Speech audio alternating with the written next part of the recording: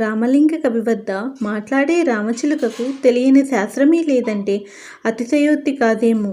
ఆ పిట్ట ఆ కవికి ఎవరో మహనీయుడు ఇవ్వగా లభించిందంట. అట్టి పక్షిని అతడు కేవలం పండ్లు పెట్టి పెంచగలడు. అదే మన రాజమందిరంలో ఉంటే ఎలా ఉంటుంది? బంగారు పంజరంలో తీయని పండ్లు, అడవి తేనె, సామాన్యులకు దొరకని అరుదైన కాయధాన్యాలు ఆ పక్షికి పెట్టి సాకగలం. దానికి మరింత మేధస్సు పెరగగలదు అని పట్టపురాణి రాయలవారి దృష్టికి తీసుకువెళ్ళింది. ఎలాగైనా ఆ రామచిలుకను తను పెంచాలనే కోరికతో ఓ రాత్రి తన మందిరంలో రాయలవారిని కోరింది. అప్పుడు రాయలవారు, మహారాణి, ఆ కవి వద్దనున్న చిలక ఎందుకు? అంతకంటే మరింత అందమైనవి తెప్పించి ఈ మందిరం నింపగలను. ఆ కవి ఒక రకంగా తిక్క మనిషి. ఏమాత్రం భయపడకుండా ఇవ్వనని మొండికేసినా మనమేమీ చెయ్యలేమని మహారాణికి నచ్చజెప్పజూశాడు రాయలవారు. నించండి మహారాజా, ఆ చిలుక పలు శాస్త్రములను నేర్చుకున్నది అని విన్నప్పటి నుంచి దానిని పెంచవలనని దానితో సరదాగా గడపాలని ఆశపడుతున్నాను. నా ఈ చిన్ని కోరిక తీర్చండి అని వేడుకుంది పట్టపురాణి. రాయలు ఆలోచించి చివరికి పట్టపురాణి చిరుకోరిక కాదనలేక సరేనని మరుసటి రోజు రామలింగ కవిని స్వయంగా అడిగాడు. అందుకు రామలింగడు అయిష్టంగానే ఒప్పుకున్నాడు. క్షణాలలో పంజరంలో చిలుక పట్టపురాణి ఇంటికి చేరింది. రామలింగ, నువ్వు ఇంత త్వరగా ఒప్పుకుంటావనుకోలేదు. నువ్వు చాలా వింతైన మనస్సు గలవాడివి. ఏది ఏమైనా మా రాణివారి కోరిక నీ సమ్మతితో తీర్చాను అని రాయలు సంబరంగా చెప్పాడు. ప్రభు, ఈ చిలుక మనిషి బుద్ధిగల పక్షి. అది ఒక ముని ఇవ్వగా తీసుకున్నాను. అది తర్కశాస్త్రములో తిట్ట. నా వద్ద చాలా కాలంగా ఉన్న దానికి రాజుల నీటిన బతకాలని ఆశ ఎక్కువ. ఈరోజు చాలా సంబరపడిపోయి ఉంటుంది. పోనీ నా వద్ద ఏం తింటుంది? పండ్లు, నీటి మిఠాయిలు తప్ప. అదే రాణివాసంలో ముద్దు ముచ్చటగా జీవించగలదు. ప్రతి రాత్రి దాని చిలుక పలుకులు వింటూ నిద్రపోయేవాడిని. తమరి మాట కాదనలేక ఇచ్చాను అని దీనవదనంతో చెప్పి బయలుదేరాడు రామలింగడు. రాయలకు ఆ చిలుకను తక్షణం చూడాలని ఆశ పుట్టి వెంటనే పట్టపురాణి మందిరానికి వెళ్ళాడు. అక్కడ బంగారు పంజరంలో చిలుక ఉల్లాసంగా కనిపించింది. రాణి, ఆమె దాసీజనాలు చుట్టుముట్టి కేరింతలు కొట్టసాగారు. రాయలని చూడగానే రాజాది రాజా, యవనరాజ స్థాపనాచార్యుడా, సాహితీ సమరాంగణ చక్రవర్తి, స్వాగతం సుస్వాగతమని పంజరంలోంచి ఎలుగెత్తి పలికింది ఆ చిలుక. అంతా నోళ్లు వెళ్ళబెట్టి మరీ విన్నారు. రాయలు మతి తప్పిన వాడిలా పంజరంలోకి చూశాడు. నిశ్శబ్దం అక్కడ చోటు చేసు. సుఖరాజమా, నీ చతుర సంభాషణ నన్ను చాలా ఆనందింపచేసింది. ఎవరు నేర్పారు నీకు ఈ మధుర పలుకులు అని పంజరంపై చిటిక వేసి మరీ అడిగాడు రాజుగారు. విద్య ఒకరు నేర్పితే వచ్చేది, కానీ నాకు ఎవరూ నేర్పలేదు. గురువు లేని విద్య నాకు అబ్బినది. అదెట్లనగా, చెట్టు త్వరలో శిశువుగా ఉన్నప్పుడు ఒక బోయేవాడు నా తల్లిదండ్రులను వధించి నన్ను, నాతోటి నా ముగ్గురు అన్నదమ్ములను వాడి బుట్టలో వేసుకొని వాళ్ళ ఇంటి ముఖం పట్టాడు. బుట్టలో మా పక్కనే జన్మనిచ్చిన నా తల్లిదండ్రుల శవాలను చూసి మా అన్నదమ్ములు కంటికి మింటికి ఏకదాటిగా ఏడ్చాము. పసివాళ్ళం ఎగురుటకు రెక్కలు ఇంకా రానందున బిక్కుబిక్కుమంటూ ఉన్నాం. బోయివాడి గుడిసెలో వాడి పిల్లలు బుట్టలోంచి మమ్మల్ని తీశారు. పిట్టలన్నిటినీ వండమని చెప్పాడు బోయేవాడు. మరి పిల్ల పక్షులు కొన్నాళ్ళు పోయాక వండుకుంటే బాగుంటుంది అని అతడి పెళ్ళాన్ని చెప్పి మా తల్లిదండ్రులను నిప్పుల మీద కాల్చి ఆ తల్లి పిల్లలు ఇష్టంగా తినే దృశ్యం ఇంకా నా కళ్ళల్లో కదులాడ. రాత్రి ఆ బోయి గుడిసెలో నన్ను తప్ప మిగిలిన నా సోదరులను ఓ పిల్లి వచ్చి ఎత్తుకుపోయింది. ఒంటరిగా ఉన్న నన్ను ఆ బోయి పిల్లవాళ్ళు ఆడుకునేందుకు అడవంతా తిప్పేవారు. వారు దయాహీనులు. వారి రాక్షస క్రీడకు ప్రాణములు ఏ క్షణమైనా పోయేవి. ఆ అడవిలో దర్బలు ఏరుకుంటున్న ఓముని నన్ను చూసి, ఏయ్ పిల్లలు, ఆ చిన్ని చిలుక నిలుగుట్లు వేయుచున్నది, కొంచెం నీరు పట్టినా బతకవచ్చు అని జాలిపడ్డాడు. ఇది చేస్తే కాల్చుకు తింటామని బదులిచ్చి ఆ రాకాస పిల్లకాయలు మరింత నన్ను హింసించారు. ఆ మునికి కోపం వచ్చి వారి నుంచి నన్ను లాక్కొని దయతో సాకాడు. అతడు రాజబిడ్డలకు విద్యలు నేర్పేవాడు. అది విని నాకుగా నేను నేర్చుకున్నాను. ఆ గురుకులంలో చాలా కాలం ఉన్నాను. ఒకసారి ఆ ముని తనను చూడటానికి వచ్చిన రామలింగనికి నన్ను ఇచ్చి, ఇది ఒక వింతైన చిలుక, శాస్త్రం తెలిసింది, నీకు పనికి వస్తుంది అని చెప్పాడు. అప్పటి నుంచి ఆ కవి వద్ద నేటి వరకు ఉన్నాను అని తన పాత జీవితం గురించి చెప్పింది ఆ చిలుక. ఆ కథ విని రాణి పొటపటా కన్నీరు కార్చింది. ఆమెను చూసి దాసీజనం కూడా కన్నీరు మున్నీరయ్యారు. రాయలు విచారవదనంతో ఆ శయన మందిరంలో తల్పంపై నడుం వాల్చాడు. దాసీలంతా వెళ్ళిపోయారు. తన కాళ్ళ దగ్గర కూర్చున్న రాణిని చూసి, దేవి, పశుపశ్చాతుల్లో కూడా ఇలాంటి గాథలుంటాయా అని బాధపడ్డాడు రాజు. ఆ తరువాత మౌనంగా ఉండిపోయారు. పంజరంలో చిలుక, నా గురించి మీరు బాధపడకండి, ఆనందంగా ఈ రేయి గడపండి అని మృదుమధురంగా పలికింది. ఇద్దరూ అయోమయంగా పంజరం వైపు చూశారు. తెలతెలవారుతుండగా రాణి తల్పంపై నుంచి లేచి దుస్తులు సరిచేసుకుని పంజరం గుర్తుకు వచ్చి అటు చూసింది. చిలుక నిశ్చల చిత్రంలా కనిపించింది. దగ్గరికి వెళ్ళి చూసింది. రేయి బాగా గడిచిందా? రాయలవారు రసికులే అని నవ్విందా చిలుక. ఆ మాటలకు రాణివారికి నిలువెత్తు సిగ్గు ఆవరించింది. మళ్ళీ ఒక పక్షి మాటలకు తాను సిగ్గుపడినందుకు నవ్వుకొని, ఏయ్, నువ్వు భలే కొండ చిలకవు అని అభినందించి తీయని పండ్లు పెట్టి, ఓ పట్టపురాణి, నీకు రాయలవారంటే ఎంతో ఇష్టం కదా అని అడిగిందా చిలుక. దానికి పట్టపురాణి, ఆయనంటే ఇష్టమే కాదు, నా ప్రాణం. చూశావా, నేను కోరగానే నిన్ను ఆ పాపని నుంచి తీసుకువచ్చారు. నేనన్నా ఆయనకు అంతులేని ఇష్టం. నీకు నిజమే చెప్తున్నా, నేనంటే ఆయనకు ప్రాణమని ఎరుపెక్కిన బొగ్గలతో చెప్పిందా. మరీ గొప్పలు చెప్పకు ఓ చిలుకను. మీ వద్ద బతకిచ్చిన వాడి వద్ద నుంచి తెచ్చి ఇవ్వడం కూడా ఈడేచిన కోరిక ఎలా అవుతుంది? మగాడిని అనాదిగా ఆడది నమ్మి చెడిపోతుంది. అంతెందుకు, రాయలవారికి నీవు మూడో పట్టపు భార్యవు. మీరే కాకుండా ఆయనకు 99 భార్యలున్నారు. నీలాగనే ఆయనకు 12 మంది ప్రాణప్రదములై నువ్వు కోరికన్నది చిలుక కనుక ఇవ్వగలిగాడు. భార్యలను త్యజించమంటే మగాడిగా అతడి బుద్ధి బయటపడుతుంది అని ఆ చిలుక కిలకిలలాడుతూ చెప్పింది. ఆ మాటలు విని అంతులేని ఆశ్చర్యం మేల్కొని రాయలు లేచి వచ్చాడు. ఏమిటి, నాకంటే ముందు చిలుక పలుకులు వింటున్నావని నవ్వుతూ అడిగాడు. రాణి ఒక్క క్షణం అక్కడ నిలవకుండా రాయల వైపు చురచురా చూస్తూ వెళ్ళిపోయింది. అర్థం కాని రాయలు, ఓ చిలుక రాజమా, నా దేవి ఇందులకు ఏదో అలకపూనినట్లుంది అని చిలుకకు అర్థమవుతుందో లేదో అని ముద్దుగా అడిగాడు. నీ వంటి బహుభార్యలున్న వాడిపై ఏ భార్య అలకపోనదు? చూశావా రాజా, ఆమె కోరికపై నన్ను తెచ్చి ఇచ్చావు. క్షణికమే కదా ఆమె ఆనందం. ఒక్క విషయం చెప్తాను, పులిపాలను తెచ్చి ఇచ్చిన, ధనరాశులు కుప్పలు పోసిన నమ్మని ఆడదాన్ని ఎవరు నమ్మించలేరు. నిన్ను నీ భార్యలెవ్వరూ నమ్మరు. శ్రీమనస్సు ప్రళయాంతకం కదా. ఆ చిలుక పలుకును విన్నంతనే రాయలకు తల తిరిగిపోయింది. ఏమి ఈ చిలుక యథార్థవాదం ఎంత చక్కగా చెప్పింది. రాత్రంతో నాతో శయనించిన రానివారు ప్రేమతో లేరన్నమాట. చిలుకన్నట్లు బహు భార్యలున్న వానికి ఏ భార్య నమ్మకంగా ఎట్లుంటుంది అని తనలో తాను తర్కించుకోసాగాడు. రాజా, నీతిశాస్త్రం చదివితివి కదా, ఎవరో పరపురుషునికి ఆనందాన్నిచ్చేదాన్ని కావాలంటే నువ్వు ఏ రీతినినో తెచ్చుకొని ఆ ఆనందం అనుభవించవచ్చు. కానీ అట్టి పురుషుని వద్ద తెచ్చిన దాన్ని, అంటే నన్ను నీ కాంతకు కానుకను చేయడం ఎంతవరకు సబబు? పరపురుషుని వద్ద ఉన్న దేనినైనా మన హిందూ స్త్రీలు ఆశించి కోరవచ్చునా? ఇది ఏ ధర్మం అని చిలుక రాయల వారిని అడగగానే రాయల ముఖంలో నెత్తురు చుక్క మిగల్లేదు. అదోలా అయిపోయాడు. చిలుక, నీ పలుకులు ధర్మబద్ధమైన ఆనిముత్యాలు. చాలా పెద్ద తప్పు చేశాను. ఎవరెక్కడ? ఈ బంగారు పంజరంలో గల చిలుకను మా మందిరానికి తక్షణం చేర్చండి అని దాసీలకు ఆదేశించి వెనుదిరిగి వెళ్ళిపోయాడు. రాయలు పట్టపురాని వారి మందిరం నుంచి చెప్పా పెట్టకుండా వెళ్ళిపోయినందున ఒక రకమైన కలకలం మొదలయ్యింది. కొంతమంది దాసీలు, అమ్మా, ఈ చిలుకను మహారాజు మందిరానికి పంపించేయమన్నారు. ఆయన ఎందుకో చాలా కోపంగా ఉన్నారు. మీరేమో స్నానానికి వెళ్ళారు. ఏం జరిగిందేమో అని భయంతో విన్నవించారు. రాణి వారికి ఏమీ అర్థం కాలేదు. పంజరంలో చిలుక మరింత ఉల్లాసంగా ఉంటూ, ఓ పట్టపురాణి, రమ్ము, చూసావా నీ విపుడిని? నీవంటే పడి చచ్చిపోతాడు అని అంటివి. ఏది అతని ప్రేమ? వంతుల వారిగా భార్యలతో ఉన్నవాడికి నీ ఒక్కదానిపై ఏ శాతం ప్రేమ ఉంటుంది? ఎంత గుడ్డిగా నమ్మి ఆరాధిస్తున్నావు.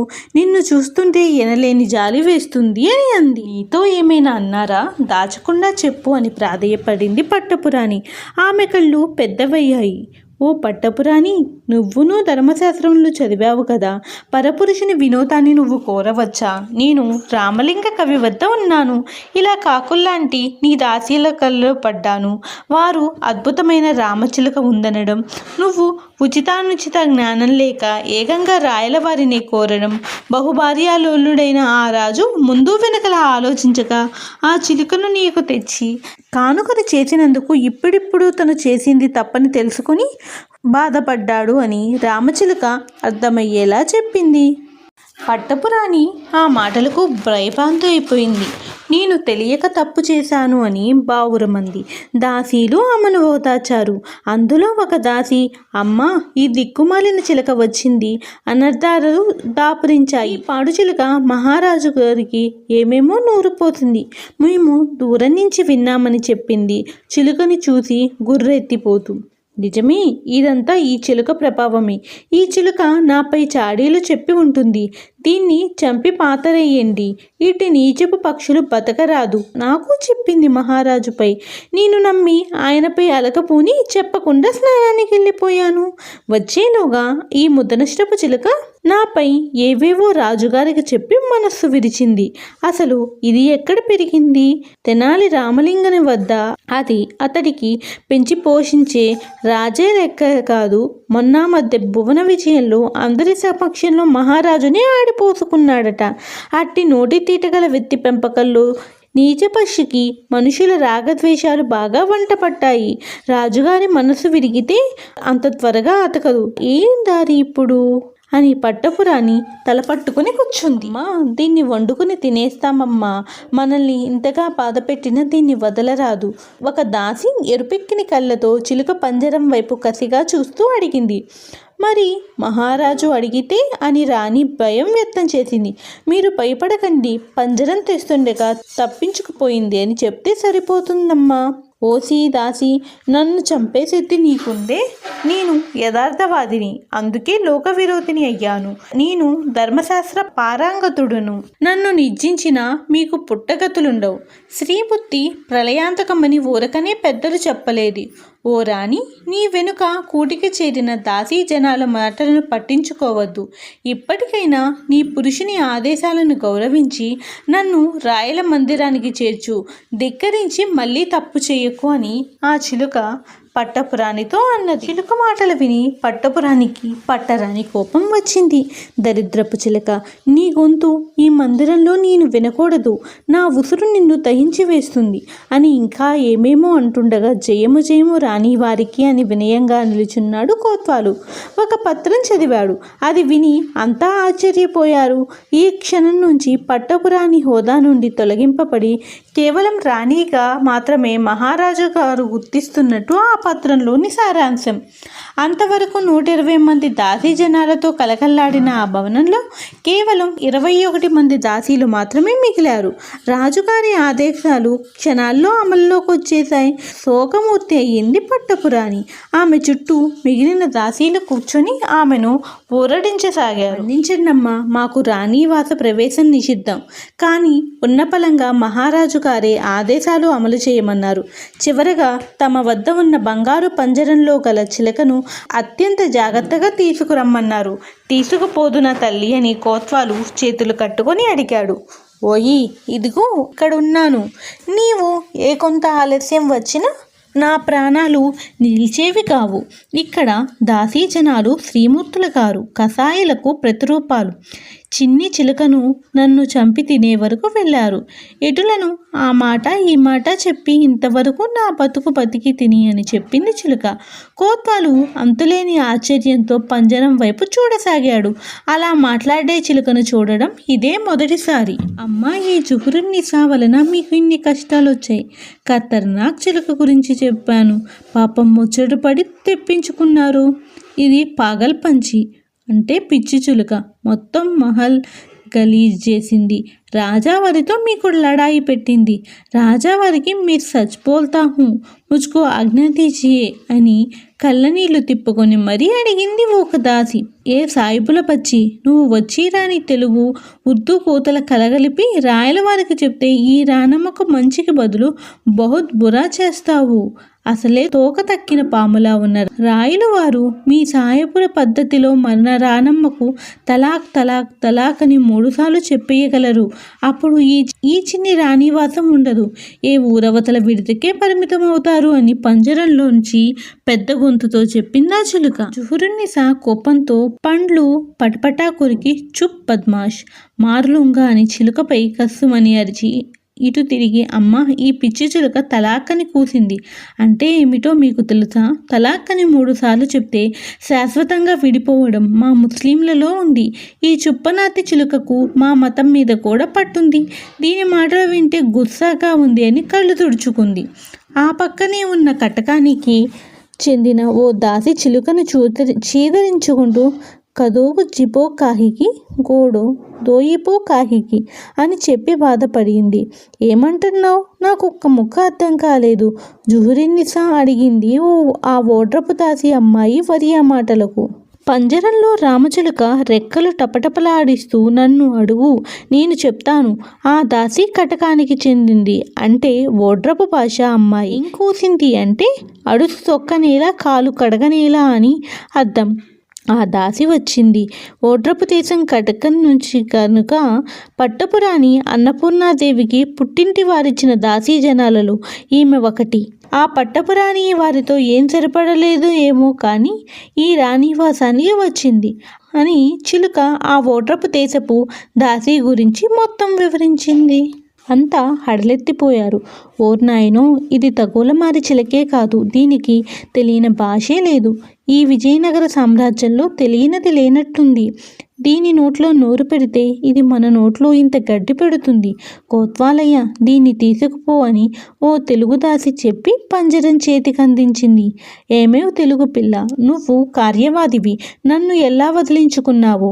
ఈ పాటి బుద్ధి ఆ సాయిబుల పిల్లకు, ఒరియా పిల్లకు బొత్తిగా లేదు. మీ రానమ్మకు చెప్పు, ఇలా చిలకలు ఎలకలతో ఆడుకుంటే కాదే చక్కగా రాయలవారికి ఓ వారసుని కనిమ్మని. పాపం రాయలవారికి భార్యలధికం కానీ ఒకరిద్దరు తప్ప మిగిలిన వారు సంతానంతో కలకల్లాడటం లేదు అని చివరగా ఆ మాటలన్నీ ఆ గయ్యాల చిలక. అమ్మ, చూసారా ఈ రాలుగా ఈ చిలక ఎంత లేసి మాట్లాడుతుందో అని మరో దాసి రాణివారితో బాధపడుతూ చెప్పింది. అదో చుప్పనాతి పక్షి, దాని విషయం వదిలేయండి. రాయలవారికి నేనంటే ఎంత ఇష్టమో మీ అందరికీ తెలుసు కదా. ఆయన ఎందుకు ఇలా మారిపోయారు? నేను ఏ తప్పు చేశాను అని చుట్టూ కూర్చున్న దాసీలను అడిగింది రాణి ఏడుస్తూ. అమ్మా, మగాడిని నమ్మరాదమ్మా, అందులో రాజులను అసలు నమ్మకూడదు అని ఓ దాసి చెప్పింది. కళా తప్పిన రాణివాసం అయ్యింది. రాయలవారు ముంగిట పంజరం పెట్టి చేతులు కట్టుకున్నాడు కోత్వాలు. రాయల చూపులు చిలుకపై నిలిచాయి. ఓ చిలుక, రామలింగ కవి వద్ద శుశ్రూష చేసిన దానివి, అతని వలె నీకు వేపకాయంత వెర్రి ఉంది కదా. ఏమాత్రం భయమన్నది లేకుండా ఏకంగా నా పట్టపురాణిపై అభాండాలు వేశావు. అక్కడ మహారాజుగా ధర్మ సంరక్షుడిగా ఆమెపై చేతి తీసుకున్నాను. ఆమెపై ఎంతటి తీవ్ర ఆరోపణలు చేశావు. ఆమె పరపురుషుని గురించి ఆలోచించినట్లు చెప్పి రుజువు చేశావు. నువ్వు చిలుకవు అయిపోయావు. లేకుంటే మనిషి పుట్టి ఉంటే ఎంత ప్రమాదం. మన్నించండి, నేను యథార్థవాదిని. నేను చెప్పిన దానిలో నిజం లేకపోయినా నిజమే అన్నట్టు భ్రమ ఉంది. అదే ఆమె పాలిట శాపమయ్యింది. వాస్తవానికి ఆమె పరపురుషుని గురించి ఆలోచించలేదు. అమ్మాయి మాట్లాడే చిలుకను కోరుకుంది. ఇక్కడ ఆమె తెలియకుండా పొరపాటు చేసింది. ఏలినవారు నన్ను మన్నించి ఆమెను క్షమించి ఆమెకు మీ మనసులో పూర్వవైభవం కల్పించండి అని ప్రార్థిస్తుంది. కోత్వాలు పరిసరాలను మరిచి చిలుక మాటలను వింటున్నాడు. ఓ చిలుక, నేను నా పట్టపురాణిని క్షమించాననుకో. నా నీతి నా ధర్మం తప్పు పట్టవు కదా. చెప్పాను రాజా, చేయని నేరం ఆమెది, కనిపించే నేరాన్ని శిక్షించే రాచరికం తమది. శిక్ష విధింపుతో ఆమె ధర్మబద్ధుడు అనిపించుకున్నారు. ఇప్పటికీ ఆమె శోకమూర్తి అయింది. ఆమెను కరుణించండి అని ఆ చిలుక రాయలవారిని కోరింది. రాయలవారికి ఇంతవరకు చిలుకపై ఉన్న కోపం ఇప్పుడు చెప్పిన ధర్మమైన మాటలకు చాలా వరకు తగ్గిపోయింది. సరిగ్గా అప్పుడే విచ్చేశాడు మహామంత్రి తిమ్మరుసు. నాయనా, ఏదో చిలుకను తెచ్చావట, అది రాణివాసాన్ని అల్లకల్లోలం చేస్తోందట. అలాంటి దుష్ట పక్షులను మనం భరించలేం. దాన్ని పీడ వదిలించుకోవడం ఉత్తమ లక్షణమని చెప్పాడు. కోత్వాలు గుటకలు మింగుతూ చూడసాగాడు. రాయలవారు చిన్నగా నవ్వి, అప్పాజీ, అదిగో ఆ రామచిలుక అని చూపాడు. తిమ్మరసు ఆశ్చర్యంగా చూశాడు దాని వైపు. స్వాగతం మహామంత్రివర్యులకు. తమను దర్శించినందుకు నా జన్మ ధన్యమైంది. నన్ను దుష్ట పక్షిగా సెలవిచ్చారు. ఆ మాటలకు ఏ బాధ లేదు. కానీ తమ నోట అటువంటి మాటలు రావచ్చా? నాడు అవసానంలో ఉన్న వీరసింహరాయల వారు కొలువులో మంత్రిగా వెలగపెట్టిన మిమ్మల్ని అతడు కోరిందేంటి? మీరు చేసిందేంటి? పాపమతడు మిమ్మల్ని నమ్మి తన కొడుకుకు పట్టం కట్టమని తన సవతి తమ్ముడైన మన ఏలిక రాయల వారిని చంపి ఆనవాలుగా కండ్లు తీసుకురమ్మని కోరితే దాచి మేక కనుగుడ్లు తెచ్చి చూపి పాపం వీర నరసింహరాయల వారి ప్రశాంతమైన చావుకు కారకులయ్యారు. ఓ మంత్రి పదవిలో ఉండే మీకు ఇన్ని రాజకీయపు ఎత్తులు అవసరమా? మీ చాతుర్యం ఎలాంటిదో చరిత్రలో కొన్ని పుటలు చెప్పకనే చెప్తాయి. మీకు పూర్ణ ఆయుష్ ఉండి మళ్ళీ రాయల వారి వారసత్వ విషయంలో మీ పాత్ర ఏ విధంగా మలుగులు తిరుగుతుందో చిలుకని పలుకులు వింటూ రాయలు తిమ్మరసు కోత్వాలు అవాక్కయ్యారు. తిమ్మరసుకు ముఖంలో నెత్తురు చుక్క లేకుండా పోయింది. రాయలు బ్రుకుటి ముడిపడింది. అతని మనస్సు అంతా ఆలోచనలతో ముసురు పట్టినట్లయింది. పక్కనే ఉన్న తిమ్మరసు వైపు చూడలేక చూశాడు. తిమ్మరసు అంతటి వృద్ధాప్యంలో కూడా చిలుక పలుకలను విని తట్టుకోలేక మొలలో ఉన్న కరవాలంపై చెయ్యి బిగించాడు. ఆ తరువాత తమాయించుకున్నాడు. గట్టిగా కన్నులు కొన్ని క్షణాలు మూసుకొని భారంగా తెరిచాడు. నిశ్శబ్దం ఆ మందిరంలో కొన్ని క్షణాలు రాజ్యమేలింది. మనిషి బుద్ధి గల ఈ పక్షి రాజమందిరంలో ఉండడం చాలా ప్రమాదం. ఇది శత్రువుల తేనెపూసిన మాటలను ఎలాంటి జంకు లేకుండా ప్రాణభీతి లేకుండా ప్రేలుతుంది. అవశ్యం వదిలించుకోవాలి అని తిమ్మరసు చిరుకోపం ప్రదర్శించాడు. రాయలు ఏమీ బదులేయకుండా చిలుక వైపు చూస్తూ నిలబడ్డాడు. కోత్వాలు, ఇది పక్షి అయిపోయింది కనుక బతికిపోయింది. దీన్ని పెంచి పోషించిన వాడు ఆ తెనాలి రామలింగుడు కదా. ఆ మధ్య ప్రభువులనే భువన విజయంలోకి అతడు తొలిసారిగా అడుగుపెట్టిన రోజే అవమానించాడని విని తల్లడిల్లిపోయాను. కవులు, పండితులు, కింది ఉద్యోగులు, సామంతులు, బాలగాళ్ళు ఇలాంటి కఠోర పలుకలను పలికే నీచ పక్షులను వారి స్థాయిని మించి ఎదగనీయరాదు. ఆ రోజే తెనాలి రామలింగుని శిక్షించి ఉంటే ఈ పక్షి ఇలాంటి కూతలు కూసి ఉండేది కాదు కదా అని తనలో తాను ఏది దాచుకోకుండా చెప్పి అక్కడి నుంచి వెళ్ళిపోయాడు తిమ్మరసు. ఓ చిలుక, నువ్వు తిరిగి రామలింగని ఇంటికి వెళ్ళిపోతావా అని రాయలు దాని వంక విచిత్రంగా చూస్తూ అడిగాడు. ఏం మహారాజా, తిమ్మరసు వారు నన్ను వదిలించుకోమన్నారని ఆయన మాటలకు విలువిచ్చి సాగనంపుతున్నారా? మీరు పంపినా నేను వెళ్ళను. ఆ కవీశ్వరుని వద్ద శుశ్రూషతో నా జన్మ ధన్యమైంది. ఆయన మాట పెలుసు, ముక్కుసూటితనం నాకు నచ్చాయి. ఇప్పుడు మాటలు ఆడనంత వరకు మనకేమీ కాదు. లేనిపోనివి అభాండాలు చెప్తే మన విలువలు నశిస్తాయి. ఎదుటివారిని బాధించేవారవుతాము. శారీరక హింసకు గురవుతాము. అదే నాకు తెలిసింది అని అందంగా చెప్పింది. నీ వంటి పక్షి మాటలను నిత్యం వినాలని ఆనందించాలని ఉంది. కానీ నీ కుండపత్తులు కొట్టిన విధం ఒకంత అయోమయంలోకి నెట్టేస్తుంది అని చిలుకకు చెప్పి కోత్వాలతో నువ్వు ఇక్కడ ఉన్నట్టుగా వెళ్ళి రామలింగాన్ని తీసుకురావాలి. ఆయన ఎంతటి పనిలో ఉన్నా ఇది రాయలవారి అత్యవసర పిలుపుగా చెప్పి తీసుకురా అని చెప్పి పంపాడు రాజుగారు. చిలుక రాయల మధ్య మౌనం చాలాసేపు సాగింది. తిమ్మరసు గురించి చిలుక చెప్పిన విషయాలను రాయలు పదే పదే ఆలోచిస్తూ మందిరంలో పచారులు చేయసాగాడు. కొంతసేపటికి కోత్వాలు వెంట రామలింగ కవి విచ్చేశాడు. చేతులు కట్టుకొని నిలబడి ప్రభు పిలిచారట. దారిలో కోత్వాలు చెప్పాడు, చిలుక తమను బాధ పెట్టిందంట. దానికి జన్మైతే పక్షిగా ఆ బ్రహ్మ సృష్టించాడు, కానీ అది మనిషిగా పుట్టాల్సిందే. నన్ను అనేక శాస్త్రములపై ప్రశ్నించి మరీ చంపుతుంది. అది లేకుండా హాయిగా రాత్రంతా గడిపాను. తమ ఆగ్రహానికి గురైందని విన్నాను. మన్నించి దాన్ని వదిలేయండి అని ప్రాధేయపడ్డాడు. రామలింగ, ఇది పక్షి జాతికే తలమానికం. దీనిని శిక్షించలేను. దీని కారణంగా నేను నా రాచరికపు పనులపై దృష్టి మరల్చలేకున్నాను. తిరిగి తీసుకుపో. ఈ చిలకతో నా విలువైన సమయం గడిచిపోతుంది అని రాజు రామలింగ కవితో అన్నాడు. మన్నించండి, నేను తిరిగి తీసుకుపోజాలను. ఇది రాణివాసంలో ఒక రాత్రి ఉంది. ఇప్పుడు మీ మందిరంలో ఉంది. ఇక్కడ వైభవాలను అనుభవించిన దీన్ని నేనెట్లా సాకగలను? నా వలన కాదు. నేను తమ దయాలబ్ధంతో బతుకు ఇచ్చుచుంటిని అని రామలింగడు చేతులెత్తేశాడు. ఎంత ఖర్చైనా తాను భరించగలని రాయలు రామలింగని నచ్చజెప్ప చూశాడు. పంజరంలో చిలుకకు చిర్రెత్తిపోయింది. అది అసలే వాగుడుకాయ. పెద్దగా రెక్కలు ఆడించి పంజరంలో విచిత్ర శబ్దాలు అద్భుతాలు చేసింది. ఓ సాహితీ సమరాంగన చక్రవర్తి, పాపమా కవితకాన్నెందుకు బతిమాలి పామలాడడం? ఈ మందిరంలో పెదవి విప్పకుండా నా బతుకు నేను బతకగలను. నేను ఎవ్వరికీ అక్కర్లేదనుకుంటే నన్ను వదిలేయండి. ఈ విశాల ప్రపంచంలో నాకు చోటు దొరకకపోదు అని చిలుక గొంతు విప్పింది. రామలింగ, నువ్వు కాదంటే విడిచిపెట్టడమే. ఈ చిలుక నీలాగే జంకు గుంకు లేనిది, ఎవరు భరించలేరు. చూసావా దాని గర్వం? విడిచిపెట్టేయండి ప్రభు, అదే దాని బతుకుతుంది. నాకెలాంటి అభ్యంతరం లేదు అని తన అభిప్రాయాన్ని చెప్పాడు రామలింగడు. కోత్వాలు ఆ పంజరంలో చిలుకను విడిచిపెట్టు అని రాయలు ఆజ్ఞాపించాడు. ఓ చక్రవర్తి, నన్ను విడిచిపెడుతున్నది ధర్మప్రభు శ్రీ కృష్ణదేవరాయల వారు. స్వతంత్ర జీవనానికి రిక్త హస్తాలతో పంపరాదు అని మీకు ఏ ధర్మశాస్త్రం గుర్తు చేయలేదా? నా కనీస కోరికలను తీర్చరా ప్రభు అని చిలుక ఆశగా ముద్దుగా అడిగింది. కోరికలా? కోరుకో, నీ ఇష్టం ఎన్నైనా, నాకు అభ్యంతరం లేదు అని అన్నాడు రాజు. మహాదాత, నేను మానవుణ్ణి కాదు, ఆశకు అంతులేని జాతి అంతకన్నా కాదు. ఒక కోరిక నా కోసం, మరొకటి మీకోసం అడగగలను అని అడిగింది చిలుక. పంజరంలో దర్పంగా నిల్చొని ఉంది. మా కోసం ఏమడుగుతావు? రాయలు తీక్షణంగా చూస్తూ అడిగాడు. ఆ చిలుక మాటలు అంతులేని ఆశ్చర్యకరంగా ఉన్నాయి. ప్రభు, నా కారణంగా మీ ఆలుమగల మధ్య పొరపచ్చాలు వచ్చాయి. ఆమెను మీరు తిరిగి స్వీకరించాలి. ఇది నా మొదటి కోరిక. ఇక నా రెండో కోరిక, ఈ నగరానికి పశ్చిమంలో ఉండే అడవిలో తిరుగాడే బోయవాళ్లను నా ముందు నిలపాలి. ఇప్పుడు నేనేం కోరినా కాదనకుండా నా కోరిక తీర్చాలి, నన్ను సంతోషింపచేయాలి. మాట తప్పకూడదు మహిపాలకులు అని అడిగింది. రాయలు ఆ ఏర్పాటు చేశాడు. మరుసటి రోజు అడవిలో తిరుగాడే బోయవాళ్ళందరినీ వరుసగా నిలబెట్టారు. పంజరంలో చిలుక పిచ్చి పట్టినట్టు తిరుగాడింది. కన్నులు ఇంతింత చేసుకొని మరి ఆ బోయవాడి వైపు చూసింది. అక్కడ వారంతా అయోమయంలో చోద్యం చూడసాగారు.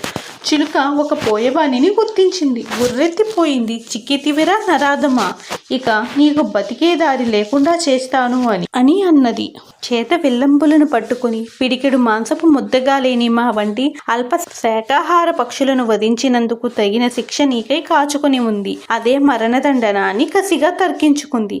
ప్రభు, వాడే ఆ బోయవాడు. నా తల్లిదండ్రులను చంపిన కిరాతకుడు. వాడి కోసమే నేను మనిషిలా మారిపోయాను. శాస్త్ర పాండిత్యం సంపాదించాను. ప్రాణాలు పనంగా పెట్టి మీ అందరి మధ్య నా ఆధిక్యతను చాటి ఈ రోజు ఏలిక మనసులో నాకు గుర్తింపు లభించింది కనుక ఈ కిరాతకునిపై నా కక్ష సాధించే వీలు కలిగింది. ఇక నా కోరిక చెప్తున్నాను. మాటిచ్చారు కనుక తీర్చాల్సిన బాధ్యత మీకుంది. నా కనుల ముందు ఈ బోయవాన్ని బాణాలతో కొట్టి చంపాలి. ఇదే నా కోరిక. తీర్చాల్సింది రాయలవారు అని అడిగింది. చిలుక కోరిక విని అదిరిపడ్డారు అక్కడ వారంతా. రాయలు నోటమాట రాకుండా దాని వంకే చూడసాగాడు. రామలింగడు ఒకంత చిరాకు పడి, ఇది చిలుక కాదు, సాక్షాత్తు మనసు లేని మనిషి, నిలువెత్తి విషపు మనిషి అని రుసరుసలాడాడు. బోయవాడికి ప్రాణభయం వేసింది. మా రాజా, నేను పెట్టల్ని తిని బతికేటోడిని. ఈ చీలక నన్ను చూపించి నన్ను చంపేయమంటుంది. నా భార్య పిల్లలు దిక్కులేని వారవుతారు. నా పుట్టుకలో నా వృత్తి రాసిపెట్టి ఉంది అని బోరును ఏడవసాగాడు. ప్రాణభయంతో గజగజలాడిపోసాగాడు. ఓ చక్రవర్తి, నా కోరిక తీర్చగలని మాటిచ్చారు. ఒకవేళ కాదంటే నేను తమ పాదాల చింత ప్రాణాలు విడుస్తాను. వాడిని వదలొద్దు. ఆనాడు నేను నా తల్లి తండ్రిని, నా తోడపుట్టిన వారిని ఈ దుర్మార్గుడి కారణంగా కోల్పోయాను. విలువైన నా బాల్యమంతా అష్ట కష్టాలు పాలైంది. ఆ బాధతో నా జీవితం వీడి కోసమే వెచ్చించాను. ఏదో తిని బతికి ఓ మనిషిలా పలు విద్యలు నేర్చుకున్నాను. చివరికి మీ మన్ననలు పొంది నా కార్యం సాధించుకున్నాను. మాట తప్పవద్దు, కాదనని నమ్ముతున్నాను అని పంజరంలో చిలక గంగు వెర్రిలెత్తిపోటు చక్కర్లు కొట్టింది. రాయలు బిక్కముఖంతో మిగిలాడు. రామలింగడు రాయల పరిస్థితిని చూసి, ఓ చిలుక, నా మాట విను. నీ కోరిక అసమంజసం. వేట వృత్తిగా బతికే బోయజాతి రోజు ఎన్నో పిట్టల్ని చంపి తింటారు. యుగ యుగాలుగా వస్తుంది. నువ్వు శాంత చిత్తురాలువు కమ్ము. నీవు శాకాహారివి. ఇటు జీవహింస నువ్వు కోరరాకు. శాస్త్ర పరిజ్ఞానం ఉంది. నీ వంటి పక్షిని ఇంతవరకు మేమెవ్వరూ చూడనేలేదు. నువ్వు జ్ఞానపక్షివి. నువ్వు ఇలాంటి నీచపు కోరికలను అడిగి హీనపడవద్దు అని అన్నాడు. రామలింగ కవి, నువ్వు శాకాహారివై ఉండి కూడా ఆ పచ్చి మాంసం భుజించేవాడిని వెనక వేసుకొని నన్ను కాదంటావా? ఇదేనా నీ పెంపుడు చిలకనైనా నాపై నీ అనురాగం? అవునులే, రాయల కనుసన్నలో కదా నీ బతుకు. వంతపాటతో కాలం వెళ్ళపుచ్చాలి. అయినను నీతో ఇప్పుడు నాకు పనేమిటి? ఓ సమరాంగన చక్రవర్తి, ధర్మం తప్పద్దు, నా కోరిక తీర్చండి, లేకుంటే ఓ పక్షికి న్యాయం చేయలేని వాడిగా చరిత్రలో మిగిలిపోతావు అని ఆ చిలుక అంది. రాయలు బిక్కమొహం వేశాడు. చిలుక మాటలు సోలాల్లా ఉన్నాయి. పక్కనే నిలుచున్న దండనాయకుణ్ణి నీవైతే ఏం చేస్తావని అడిగాడు. అందుకు అతడు బదిలిచ్చేలోపే ఆ చిలుక గొంతు విప్పింది. యవనరాజ స్థాపనాచార్య, భలేగుంది మీ తీరు. ఎవరైనా వింటే నవ్విపోగలరు. చక్రవర్తి ముందు ఛత్రం పట్టే దండనాయకుడా తీర్పు ఇచ్చేది. నా కోరిక తీర్చలేకుంటే నన్ను వదిలేయండి. ఏ గజపతుల కాళ్ళు పట్టుకొని నా పని చేసుకుంటాను. ఈ పోయేవాణ్ణి వదలను అని ఆ చిలుక రాజువారితో అంది. రాయలు ఆ చిలుకను చూస్తూ ఒళ్ళు మండుతున్న దాని మంటల్లో ధర్మం ఉంది కనుక ఇచ్చిన మాట నిలుపుకోవాలి అని నిశ్చయించుకున్నాడు రాజు. పిట్టలను తిని బతికే జాతివాడైనా ఆ బాధిత పిట్ట వచ్చి ఫిర్యాదు చేస్తే శిక్షించక తప్పదు కనుక యావజ్జీవ కారాగార శిక్ష విధించుతున్నాను. ఈ శిక్ష మరణదండనతో సమానం. ఓ చిలుక, నీకిచ్చిన మాట చెల్లించాను. ఎంతటి వారైనా ఒకరి ప్రాణం తీయమని కోరరాదు. అట్టి కోరికలను ఎవరూ తీర్చరాదు. ఫిర్యాదు వరకే నీవు, శిక్ష వేయింది మేము.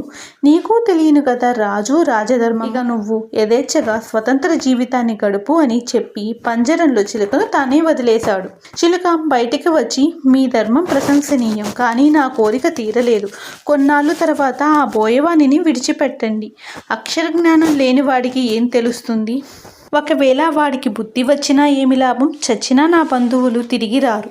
నేను ఒక పక్షిగా పెరిగి ఉంటే నా కోరికలు మరోలా ఉండేవి. కానీ నేను పండితుల వద్ద నా బాల్యమంతా గడిచిపోయింది. పలు శాస్త్రాలు తెలుసుకున్నాను. ఓ మనిషిలా తయారయ్యాను. చివరికి మనిషిలా ఆలోచించాను. మహాపండితులను పోషించే రాయలవారి మనసును రంజింపజేశాను. మరో దశలో బాధ కలిగించాను. అందుకు క్షమించండి అని ఒకంత బాధపడింది. ఆ చిలుక రామలింగని వద్ద కడసారి వీడ్కోలు తీసుకుని గగనంలోకి ఎగిరిపోయింది. రాయలు రామలింగడు భారమైన మనసుతో ఆ చిలుక కనిపించే మేర వరకు చూశారు. రామలింగ, మాటలాడే చిలుకలను మైనాలను చూశాను, కానీ ఇలాంటి చిలుకను చూడలేదు. దానితో మాట్లాడితే సమయం తెలియదు. మంచి విజ్ఞాన సంపద కలిగిన పక్షిరాజు అని రాయలు చిలుకను తాకకుండా వదిలేశామన్న బాధతో నింగివైపు చూస్తూ చెప్పాడు. విచారించకండి ప్రభు, 2 ఏళ్ళు పెంచాను. నాకెలాంటి బాధ లేదు. కారణం అది స్వతంత్ర జీవనానికి వెళ్ళిపోయింది. మనమెంత వైభవంగా చూసినా స్వతంత్ర జీవనంలో ఉన్న ఆనందం వేరు కదా అన్న రామలింగన మాటలకు రాయలు గాఢంగా నిట్టూర్చాడు.